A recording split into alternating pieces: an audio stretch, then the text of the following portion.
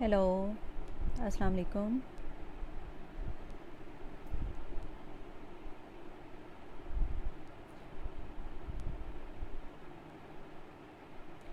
कोई मुझे देख रहा है, सुन रहा है तो प्लीज़ कमेंट करें।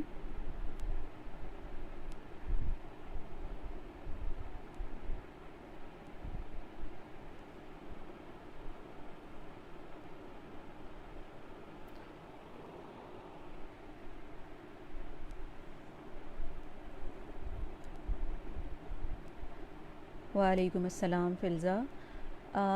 मेरा नाम डॉक्टर सुमैया है और मैं एज़ अ कंसल्टेंट डायबिटोलॉजिस्ट काम कर रही हूँ मेयो हॉस्पिटल में। और आज मैं यहाँ पे इस फोरम के थ्रू, हेल्थ लॉग के थ्रू, रमज़ान और डायबिटीज़ पर बात करना चाहूँगी कि आगे हमारे रमज़ान आ रहा है और उस दौरान डायबिटिक्स के लिए रमज़ान में फ़ास्टिंग कैसी है और उस दौरान क्या क्या एहतियाती तदाबीर और इंसुलिन और ड्रग्स के लिहाज से हम बात करेंगे। और इस दौरान जो भी आपकी क्वेरीज़ होंगी उसे हम आंसर करेंगे। तो थोड़ा सा वेट कर लेते हैं, मज़ीद लोग इकट्ठे हो जाएं, ज़्यादा लोग हो जाएं तो फिर स्टार्ट करते हैं। मीनवाइल जो लोग देख रहे हैं वो अपनी क्वेरीज़ कमेंट्स में लिख सकते हैं, मैं उनको रिप्लाई करती हूँ।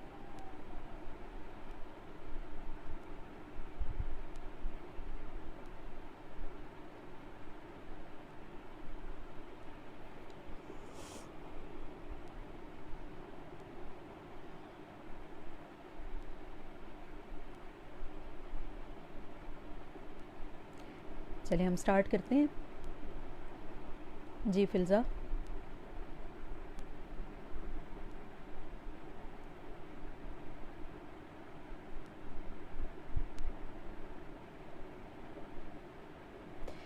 अच्छा, रमज़ान में शुगर की मैनेजमेंट और हमारी आवाम के लिए शुगर को मैनेज करना और साथ में रोज़ा रखना, ये एक बड़ा ही कॉम्प्लिकेटेड और डिफ़िकल्ट चीज़ है और इसमें आवाम की अवेयरनेस बहुत ज़रूरी है।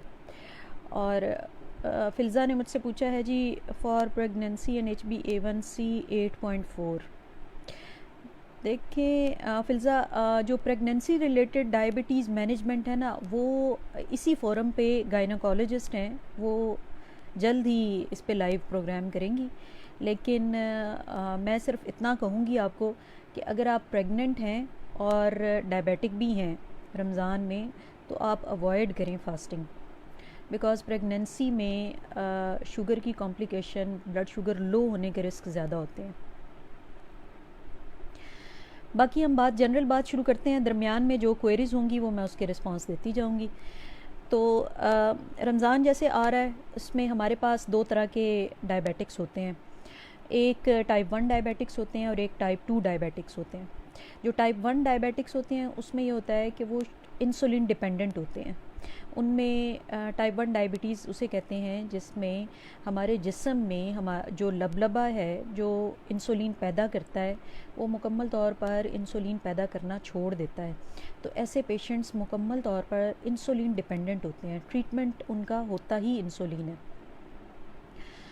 तो उन पेशेंट्स के लिए रमज़ान में डिफ़िकल्टीज़ और कॉम्प्लिकेशन का रिस्क बढ़ जाता है। दूसरा जो है वो टाइप 2 डायबिटीज़ है। टाइप 2 डायबिटीज़ में पेशेंट इंसुलिन डिपेंडेंट अल्टीमेटली हो जाता है, लेकिन इनिशियली अगर वो उसका जल्दी पता चल जाए तो टाइप 2 में पेशेंट दवाइयों पर होते हैं मोस्टली, और फिर दवाइयों का इफ़ेक्ट ना आ रहा हो, उससे कंट्रोल ना हो रही हो, तो फिर साथ में इंसुलिन ऐड होती है। इसे हम कहते हैं टाइप 2 डायबिटीज़। इसमें हमारा लबलबा इंसुलिन पैदा कर रहा होता है, लेकिन समहाउ मोटापा ज़्यादा होने की वजह से इंसुलिन अपना असर नहीं कर रही होती, इंसुलिन रेजिस्टेंस हो रही होती है ऐसे पेशेंट्स में। और कुछ पेशेंट्स में लबलबा इंसुलिन पैदा भी कम कर रहा होता है। तो इस ऐसे पेशेंट्स को हम टाइप 2 कैटेगरी में रखते हैं। आयशा का मुझे मैसेज आया है जी, I am insulin dependent type 1 diabetic, how can I fast, I take 16 units in morning and 12 at night. 16 और 12 यूनिट्स आप कौन से ले रही हैं? 70-30 के ले रही हैं या आप कौन से वाली इंसुलिन की ले रही हैं? पहली बात तो ये है कि टाइप 1 डायबिटिक्स को फास्ट नहीं करना चाहिए।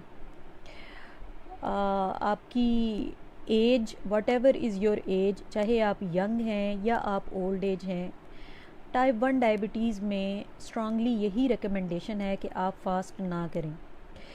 अल्लाह ताला ने कुरान पाक में भी हमें बीमारी में या ऐसी बीमारी में जिसमें कॉम्प्लिकेशन का रिस्क हो, उसमें रोज़ों में छूट की गुंजाइश दी है।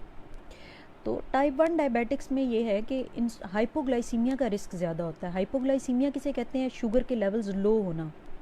मिक्सडार्ड 30 आप ले रही हैं, तो मिक्सडार्ड 30 जो है वो उसका तरीक़ाकार ये होता है कि आप 16 यूनिट सुबह ले रही हैं, तो जो सुबह वाले यूनिट्स होती हैं ना, उनको हम शाम को इफ्तार से पहले शिफ्ट कर देते हैं, यानी कि 16 यूनिट आप इफ्तारी से पहले लगाएं, और जो इफ्तार वाले यूनिट्स हैं, शाम के टाइम वाले यूनिट्स हैं, उसके हाफ़ आप सहरी से पहले लें। यानी 12 आप रात को ले रही हैं ना, तो 12 आप सहरी उसका 6 जो है ना, 6 यूनिट्स आप सहरी में लें और 16 यूनिट्स आप इफ्तारी में लें।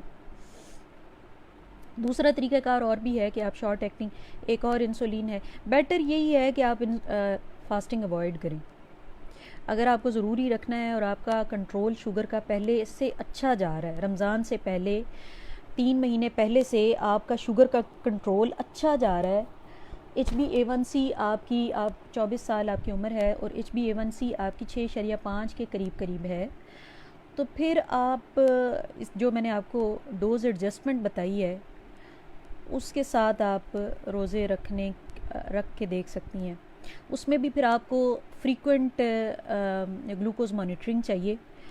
आपको जो है वो दिन में आपने सुबह भी शुगर चेक करनी है, दोपहर में भी चेक करनी है, इवनिंग में भी चेक करनी है। किसी भी टाइम अगर आपकी शुगर 60 मिलीग्राम या 3.3 मिली मोल से कम आती है तो आप उनको रोज़ा तोड़ देना चाहिए, या आपकी शुगर 300 मिलीग्राम से ज़्यादा आती है तो भी आपको रोज़ा तोड़ देना चाहिए।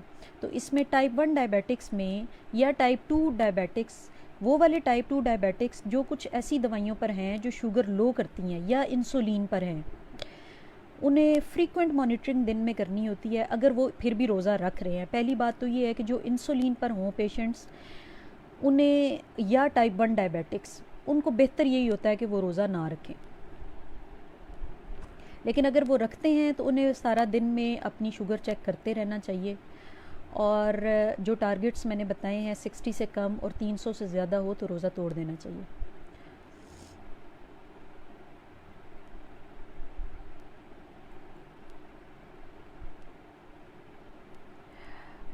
फ़िल्ज़ा कह रही हैं मेरा दिल है कि रखूं मेरी इंसुलिन से शुगर कंट्रोल। अगर आपकी इंसुलिन से शुगर कंट्रोल है तो आप इंसुलिन के डोज़ एडजस्टमेंट कर सकती हैं। लोएस्ट डोज़ आप मॉर्निंग में रख सकती हैं, और नॉर्मल डोज़, मॉर्निंग वाली नॉर्मल डोज़ आप इफ्तारी के टाइम कर सकती हैं। और उसके साथ जो है वो इसमें डाइट का बड़ा रोल है। डाइट का मैं आपको बता दूं कि आपने अपनी डाइट एडजस्टमेंट करनी है रमज़ान में, इफ्तार और सहर दोनों में। इफ्तारी में आप खजूर के साथ रोज़ा इफ्तार करें नॉर्मली जिस तरह बाकी लोग करते हैं। उसके बाद अपनी ये ऑयली चीज़ें जिस तरह फ्राइड आइटम्स हैं, पकोड़े हैं, समोसे हैं, इन चीज़ों को अवॉइड करें। और फ्रूट चाट, जिस तरह हमारे एक रूटीन बनी हुई है कि फ़्रूट चाट भी लोग बनाते हैं, तो उसमें मैं ये एडवाइस करूँगी कि उसमें जो मसाले डालते हैं, फिर वो ऑरेंज जूस होता है, पैकेट्स का जूस होता है, वो डालते हैं, उन चीज़ों को अवॉइड करके अगर आप फ्रेश फ्रूट कटा हुआ आप यूज़ करें तो उससे जो है, और उसके बाद फिर आप नमाज़ पढ़ें और नमाज के बाद आप अपना रूटीन का खाना खाएं। ऐसा नहीं है कि अब मैंने सारा दिन रोज़ा रखा है तो मुझे अफ्तारी में बड़ा हैवी मील लेना है।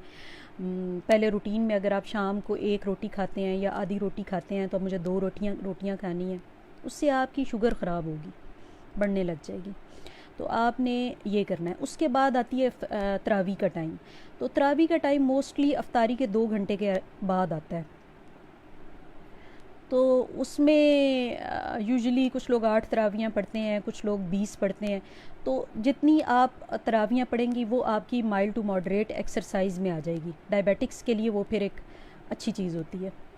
तो वो जो आपने खाना खाया होता है, खजूर खाएं, फ्रूट चाट खाएं, सिंपल कटा हुआ फल, बग़ैर उस पर वो चाट मसाला और जूसेस ऐड किए बग़ैर वो खाएं। उसके बाद आपने इफ्तारी के बाद आपने सिंपल खाना खाया है, तो उसके बाद आप तरावी पढ़ें, उसमें आपकी माइल्ड टू मॉडरेट एक्सरसाइज हो जाएगी। उसके बाद 10-11 बजे के करीब आप फिर कोई फ्रेश फ्रूट ले सकते हैं। उसके बाद आप सो जाएं। सोना ज़रूरी है। एक जो नया ट्रेंड हमारे यहाँ आ रहा है कि जी सहरी तक जागते रहते हैं, 2 बजे तक, 2 बजे के बाद वो सहरी लोग स्टार्ट कर देते हैं और वो स्लो और वो सहरी का प्रोसेस इतना लंबा होता है कि वो 2 घंटे वो सहरी का कुछ ना कुछ खाना पीना रहता है। वो भी आपकी शुगर को ख़राब करता है, उससे हाइपरग्लाइसीमिया, हाई ब्लड शुगर होने का रिस्क बढ़ जाता है। अच्छा जी, मोहम्मद साद का मैसेज आया, if a person is suffering from PCO and insulin level rises, so वो रोज़ा कैसे रखें। देखें, पीसीओएस एक अलग इशू है। उसके साथ अगर आपके इंसुलिन लेवल्स ज़्यादा हैं और वो प्री डायबिटीज़ या डायबिटिक हो रहे हैं, तो उसमें मैनेजमेंट बहुत आसान है। उसमें मेटफॉर्मिन यूजुअली हम पेशेंट्स को देते हैं और मेटफॉर्मिन पे रोज़ा रखा जा सकता है, उसमें कोई इशू नहीं है। मेटफॉर्मिन की डोज़ जो है वो सहरी के टाइम कम कर दी जाती है और इफ्तारी के टाइम डोज़ बढ़ा दी जाती है। फॉर एग्ज़ाम्पल, एक पेशेंट अगर 50 मिलीग्राम मेटफॉर्मिन सुबह ले रहा है, 50 दोपहर में ले रहा है और 50 शाम में ले रहा है, तो उसको हम क्या करते हैं, और पीसीओएस का पेशेंट है, उसको हम क्या करते हैं कि हम उसको मॉर्निंग में 500 मिलीग्राम जो सहरी का टाइम है उस टाइम 500 मिलीग्राम मेटफॉर्मिन दे देते हैं और इफ्तारी के टाइम 1000 मिलीग्राम दे देते हैं। ठीक है, वो आराम से रोज़ा रख सकते हैं, उनको कोई इशू नहीं होता। और मेटफॉर्मिन जो है वो शुगर लो भी नहीं करती, हाइपोग्लाइसीमिया का रिस्क भी नहीं होता। ठीक है जी। उसके अलावा मैं डाइट की बात कर रही थी, तो सहरी के टाइम रिकमेंडेड ये है कि आप 10-11 बजे कुछ फ्रूट खा के सो जाएं।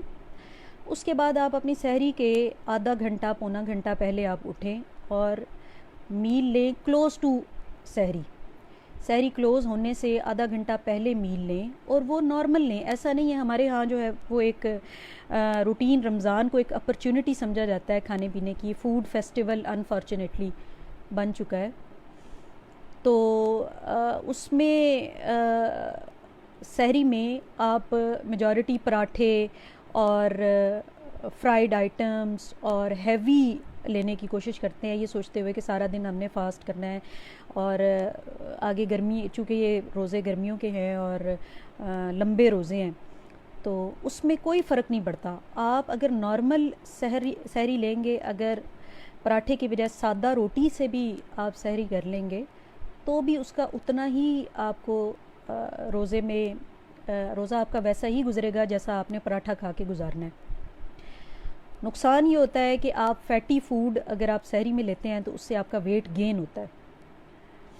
और ख़ास तौर पर जिनको हार्ट इश्यूज़ हैं, जो डायबिटिक्स हैं, साथ में उनके कोलेस्ट्रॉल लेवल हाई हैं, उनको पराठों से, फ्राइड आइटम से, अफ्तारी में फ्राइड आइटम से मसले मसाइल उनके बढ़ जाते हैं, ख़राब हो जाते हैं, उनके कोलेस्ट्रॉल ख़राब हो जाते हैं, दिल के मसले मसाइल होना शुरू हो जाते हैं।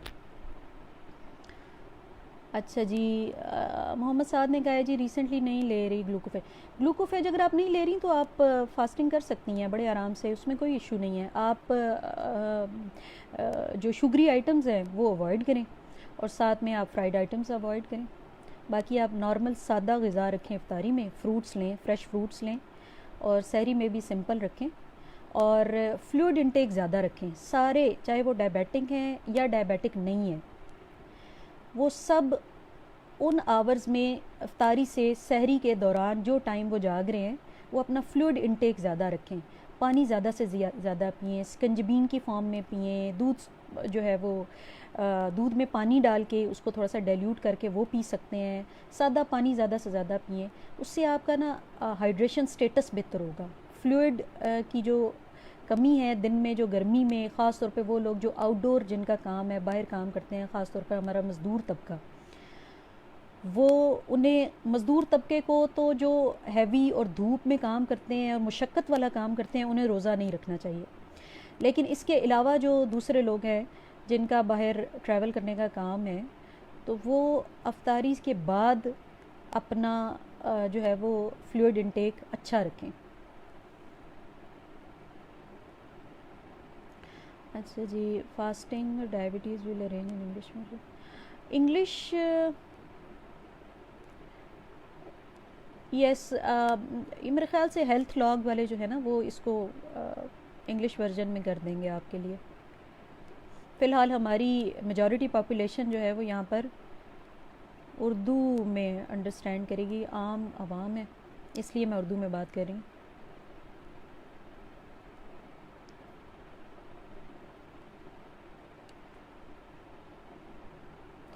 तो अब मैं मज़ीद आगे बात करती हूँ जो जिन लोगों को रोज़े बिल्कुल नहीं रखने चाहिए, बिल्कुल भी रिकमेंडेड नहीं है। उसमें हम पेशेंट्स को इंडिविजुअली, जो एक मरीज़ आता है मेरे पास, मैं उसके इंडिविजुअल सर्कमस्टांसेस के लिहाज से उससे कैटेगराइज़ करूँगी कि वो हाई रिस्क में आता है, वेरी हाई रिस्क में आता है, मॉडरेट में आता है या लो रिस्क में आता है। ठीक है, जो तो लो रिस्क में आते हैं वो, उसमें मेजॉरिटी वो वाले पेशेंट्स होते हैं जिनकी शुगर पहले से ही, रमज़ान से 3 महीने पहले से ही कंट्रोल्ड है, अच्छी कंट्रोल्ड है। HbA1c उनकी एज के लिहाज से नॉर्मल है। फॉर एग्ज़ाम्पल एक यंग पेशेंट है, जिस तरह अभी हमारे कमेंट्स में जो है वो एक पेशेंट ने कहा कि उनकी उम्र 24 साल है, तो यंग पेशेंट्स के के लिहाज से HbA1c 6 से 6.5 के दरमियान रखते हैं अगर तो इस दौरान है। और ओल्ड एज यानी कि 50 साल के अराउंड या कोई किसी को कॉम्प्लिकेशन है लेकिन उसकी HbA1c उस लिहाज से 7 के अराउंड है और स्टेबल है और हेल्थ कंडीशन अच्छी है, तो हम ऐसे पेशेंट्स को लो रिस्क में रखते हैं और ऐसे पेशेंट को अलाउ करते हैं कि वो फास्टिंग कर सकते हैं। साथ में अपनी सिंपल डाइट के साथ शुगरी डाइट को, फ्राइड आइटम्स को अवॉइड करते हुए वो अपनी रख सकते हैं रोज़ा। फिर जो मॉडरेट रिस्क में है, मॉडरेट रिस्क में वो वाले पेशेंट्स हैं जो इंसुलिन पर हैं लेकिन उनकी शुगर कंट्रोल है, उनको हम मॉडरेट में रख सकते हैं। या टाइप 2 डायबिटिक्स जो मेडिकेशंस, ओरल मेडिकेशंस पर हैं, जिस तरह मेटफॉर्मिन है या दूसरी दवाइयाँ हैं, लेकिन उनकी शुगर कंट्रोल्ड है, उनको फ्रीक्वेंट मॉनिटरिंग के साथ पर इंडिविजुअल, हर इंडिविजुअल के लिहाज से उनको अलाउ किया जा सकता है। अच्छा जी, फिल्ज़ा ने कहा है कि HbA1c 8.4 से 8.4 HbA1c अनकंट्रोल्ड है, बेटर है कि आप फास्टिंग ना करें। आपकी शुगर कंट्रोल नहीं है, इसकी आपकी मेडिकेशंस भी चेंज होनी चाहिए और प्रॉबेबली जो है वो मेडिकेशन से ही आप ठीक हो जाएंगे, इंसुलिन की ज़रूरत नहीं होगी। लेकिन आपको फास्टिंग नहीं करनी चाहिए, आपके कॉम्प्लिकेशन का फास्टिंग में रिस्क बढ़ जाएगा। अच्छा जी, मैं कैटेगरीज़ में बात कर रही थी। फिर आ जाते हैं जी हाई रिस्क। हाई रिस्क जो पेशेंट्स होते हैं उसमें आपके वो वाले पेशेंट्स होते हैं जिनकी शुगर कंट्रोल नहीं होती और उनकी हेल्थ कंडीशन, उनके साथ में दूसरे मसले मसाइल चल रहे होते हैं, जिस तरह उनके गुर्दों का मसला भी होता है और उनके दिल का मसला भी होता है, या उनको ज़िंदगी में कभी फालज हुआ होता है शुगर की वजह से और शुगर उनकी अनकंट्रोल जा रही होती है। ऐसे पेशेंट को हम अलाउ नहीं करते, रेकमेंड नहीं करते कि वो रोज़े रखें। फिर आ जाते हैं जी high risk patients. High risk patient, very high risk patients.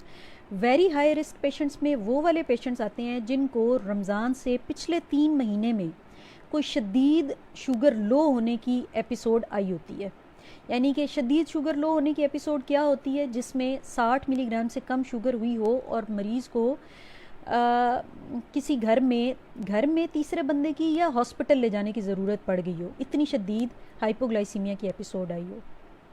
ठीक है, या पिछले रमज़ान से 3 महीने पहले बार बार हाइपोग्लाइसीमिया की एपिसोड्स आ चुकी हों, या उनको एक कॉम्प्लिकेशन होती है जिसे हम कीटो एसिडोसिस कहते हैं, DKA, ठीक है, जिसमें मरीज़ जो है वो टाइप 1 डायबिटिक्स में मोस्टली ये होता है, और उसमें मरीज़ अक्सर जो है सांस उनका तेज़ चलना शुरू हो जाता है, सांस के मसले मसाइल होते हैं, मरीज़ का जो है वो होशो हवास ख़राब होना शुरू हो जाते हैं, बाज़ औक़ात कोमा में चले जाते हैं, हॉस्पिटल एडमिशन की ज़रूरत होती है, इंसुलिन पंप लगता है, फिर 3-4 दिन हॉस्पिटल में रहते हैं, उसके बाद डिस्चार्ज होते हैं। तो ये कॉम्प्लिकेशन आम तौर पर टाइप 1 डायबिटिक्स में होती है। अगर ये हुई है रमज़ान से पहले तो उनको भी ये भी वेरी हाई रिस्क में हैं। इसी तरह टाइप 2 डायबिटिक्स जो दवाइयों पर हैं, टैबलेट्स पर हैं, और उनको हाई ब्लड शुगर होने की वजह से बेहोशगी तारी हुई है या अस्पताल में वो दाखिल हुए हैं, इनको हम हॉन्क कहते हैं। Honk mean hyperosmolar non ketotic coma, मतलब हाई ब्लड शुगर के साथ कोमा में चले गए हैं और टाइप 2 डायबिटिक्स हैं, उनको भी हम वेरी हाई रिस्क में रखते हैं और उनको भी रोज़ा रखना रेकमेंड नहीं करते।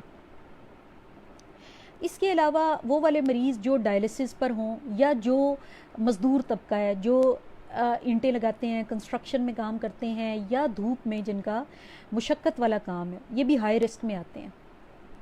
एक और बात मैं यहाँ पे मेंशन करती चलूँ कि रोज़ा जो है वो उसमें शुगर के मसाइल, ब्लड शुगर लो होना, ब्लड शुगर हाई होना, कीटोएसिडोसिस में जाना, कोमा में जाना, ये तो है ही। इसके अलावा फास्टिंग में डायबिटिक पेशेंट के लिए डिहाइड्रेशन यानी कि फ्लूइड का, पानी की कमी होना, सारा दिन चूँकि फास्टिंग होती है, अल्लाह ताला ने मुसलमानों को हर तरह किसी भी तरह का जो है वो खाने पीने और पानी से परहेज़ का हुक्म दिया है। तो जब आप पानी नहीं पीते फास्टिंग के दौरान, तो वो लोग जो डायबिटिक्स हैं उनमें खून में पानी की कमी होना शुरू हो जाती है, इसको हम डिहाइड्रेशन कहते हैं। तो पानी की कमी होना, और फिर उनमें से वो लोग जिनका बाहर की एक्टिविटीज़ में काम है, बाहर जाते हैं, घर से बाहर निकलते हैं, उनको पसीना आता है, जैसे अब गर्मियों में रोज़े हैं तो पसीना भी आएगा, तो इनमें डिहाइड्रेशन और इलेक्ट्रोलाइट्स, नमकियात की कमी होना शुरू हो जाती है, नमकियात की डिस्टर्बेंस होना शुरू हो जाती है। तो इनमें से वो वाले डायबिटिक्स जिनको साथ में कॉम्प्लिकेशंस भी हैं, दिल के मसले मसाइल हैं, गुर्दों के मसले मसाइल हैं, तो ऐसे पेशेंट्स में डिहाइड्रेशन और नमकियात में कमी की वजह से खून जमने की सलाहियत, खून गाढ़ा होना शुरू हो जाता है, क्योंकि एक तो शुगर हाई है, ठीक है, वो पहले खून को गाढ़ा करती है, ऊपर से पानी की कमी भी होगी है, तो खून गाढ़ा ज़्यादा होना शुरू हो जाएगा, तो उसमें खून गाढ़ा होने की कॉम्प्लिकेशंस आना शुरू हो जाती हैं। और शुगर ज़्यादा होने की वजह से ऐसे पेशेंट्स में पेशाब भी ज़्यादा आता है, और पानी वो पी नहीं रहे होते, पेशाब ज़्यादा आ रहा होता है, फिर पसीने में पानी और ज़्यादा निकल रहा होता है, तो डिहाइड्रेशन, पानी की कमी ज़्यादा हो जाती है, जिसकी वजह से खून का गाढ़ा होना ज़्यादा हो जाता है, और गाढ़ा होने की वजह से खून जमने की कैपेबिलिटी, रिस्क वो बढ़ जाता है। तो ऐसे पेशेंट में अक्सर रमज़ान में देखा गया है कि आँखों में जो आँख की वेन्स हैं उसमें खून जमता है, उसकी वजह से नज़र मुतासर होती है। उसके अलावा फालज और दिल के दौरे पड़ना, ये रिस्क रमज़ान में देखा गया है। तो डिहाइड्रेशन और नमकियात की कमी के अलावा, डिहाइड्रेशन ज़्यादा होने की वजह से और नमकियात में डिस्टर्बेंस की वजह से मसले मसाइल पैदा होते हैं रमज़ान में। इसके अलावा फालज के, दिल के दौरे, नज़र की कमज़ोरी, टांगों में खून का जमना, ये वाले मसले मसाइल भी रमज़ान में बढ़ जाते हैं।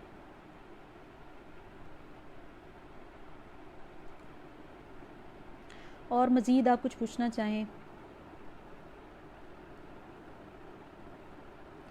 तो बेसिकली अगर मैं समराइज़ करूं इस सब को, तो जिनकी डायबिटीज़ अच्छी कंट्रोल्ड है और वो ऐसी दवाइयों पर हैं जो शुगर लो नहीं करती, वो लोग रोज़ा रख सकते हैं। वो भी अपने कंसल्टेंट के साथ, जो उनका डायबिटोलॉजिस्ट है, उससे कंसल्ट करके अपनी दवाइयों की डोज एडजस्टमेंट करके वो रोज़ा रख सकते हैं। वो लोग जो टाइप 1 डायबिटिक हैं और टाइप 2 डायबिटिक्स, वो जो इंसुलिन पर हैं और उनकी शुगर कंट्रोल नहीं है, जो वेरी हाई रिस्क या हाई रिस्क कैटेगरी में आते हैं, जो मैंने अभी उनकी डिटेल्स आपको बताई, वो लोग रोज़ा ना रखें। स्ट्रांगली रिकमेंडेड है कि वो रोज़ा ना रखें, क्योंकि रोज़ा रखेंगे उसमें डिहाइड्रेशन, इलेक्ट्रोलाइट्स की कमी, शुगर लो होने का रिस्क और शुगर हाई होने का रिस्क भी होता है, क्योंकि रमज़ान में कुछ पेशेंट्स अपनी मर्ज़ी से कि हम रोज़ा रखेंगे, सारा दिन खाएं पिएंगे नहीं, तो वो इंसुलिन की डोजेज़ कम कर देते हैं मॉर्निंग में या उसकी बिल्कुल छोड़ देते हैं। उससे शुगर हाई होने की कॉम्प्लिकेशन के साथ भी आते हैं मरीज़ हमारे पास हॉस्पिटल में। तो बच्चे तो रोज़ा बिल्कुल ना रखें, और बूढ़े लोग ख़ास तौर पर 50 साल की उम्र के बाद जिनमें कॉम्प्लिकेशन रेट ज़्यादा है वो भी रोज़ा ना रखें। पीसीओएस वुमेन जो मेटफॉर्मिन पर हैं वो मेटफॉर्मिन की डोज एडजस्टमेंट के साथ आराम से रोज़ा रख सकती हैं, और जो मेटफॉर्मिन पे नहीं है वो अपनी डाइट को चेंज करते हुए, डाइट को मॉडिफाई करते हुए, मीठी चीज़ें छोड़कर, फ्राइड आइटम्स छोड़कर, फ्लूइड इनटेक बढ़ाकर वो रोज़ा रख सकते हैं, उनको कोई इशू नहीं। प्रेगनेंसी में मोस्टली रोज़ा रिकमेंडेड नहीं है। बाकी प्रेगनेंसी में डायबिटीज़ की फ़र्दर मैनेजमेंट और इस पर डिस्कशन जो है वो गायनोकोलॉजिस्ट इसी फोरम पर करेंगे।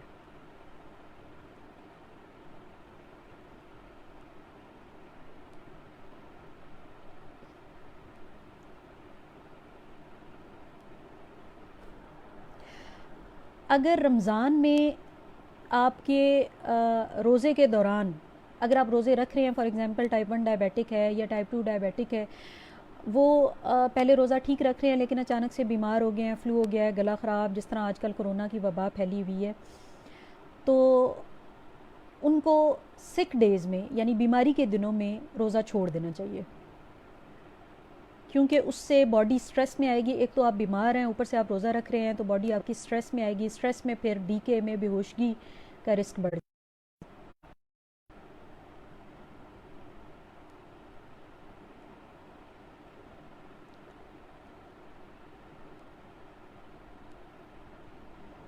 चलें जी, मेरा ख़्याल है मैंने काफ़ी सारे एस्पेक्ट्स कवर कर दिए हैं। इसके अलावा भी अगर फ़िल्ज़ा कह रही हैं मीठा नहीं खाना पसंद, फिर भी शुगर क्यों हाई रहती है। देखिए, मीठा अगर आपको पसंद नहीं है फिर भी शुगर हाई रहना जो है वो आपकी डोज़ एडजस्टमेंट से रिलेटेड है। आप जो है वो अपनी जो मेडिकेशंस ले रही हैं उनकी एडजस्टमेंट की ज़रूरत है, डोज़ एडजस्टमेंट की आपको ज़रूरत है, और साथ में आपको एक्सरसाइज की ज़रूरत है। यहाँ पर मैं बताती चलूँ, जो टाइप 1 डायबिटिक्स हैं उनकी अगर शुगर कंट्रोल नहीं है और साथ में वो एक्सरसाइज कर रहे हैं तो उनकी शुगर मज़ीद अनकंट्रोल्ड हो सकती है, तो उसमें उनको अपने डॉक्टर से रब्ता करना चाहिए। कुछ मरीज़ ऐसे होते हैं वो रिलीजियस एस्पेक्ट की वजह से वो ज़िद करते हैं कि उनकी शुगर होने के बावजूद वो रोज़ा रखना चाहते हैं, उनकी शुगर अनकंट्रोल्ड है फिर भी वो रोज़ा रखना चाहते हैं। उनके लिए ये एडवाइस है कि वो रमज़ान से कम 2 से 3 महीने पहले, अब तो खैर टाइम थोड़ा रह गया, लेकिन कम से कम उन्हें 2 से 3 महीने पहले अपने डॉक्टर से रब्ता करना चाहिए और अपनी शुगर को अच्छा कंट्रोल अचीव करना चाहिए 3 महीने पहले, और अपनी डाइट चेंज करनी चाहिए, अपना लाइफस्टाइल मुकम्मल तौर पर चेंज करके 3 महीने में अपनी शुगर का अच्छा कंट्रोल हासिल करना चाहिए रोज़ा रखने से पहले। फिर वो रमज़ान में डॉक्टर की सुपरविज़न में फ्रीक्वेंट मॉनिटरिंग के साथ, डोज एडजस्टमेंट के साथ, हाई रिस्क में रहते हुए रोज़ा रख सकते हैं, लेकिन डॉक्टर के साथ मुकम्मल कांटेक्ट के साथ। उसमें रिस्क ज़्यादा है, लेकिन कुछ लोग जो है वो रिलीजियसली वो ज़िद करते हैं और वो समटाइम्स डॉक्टर की एडवाइस के अगेंस्ट रोज़ा रख लेते हैं। तो बेटर यही है कि फिर आप अपने डॉक्टर के साथ क्लोज़ कांटेक्ट में रहें, अदरवाइज़ आप रोज़ा ना रखें।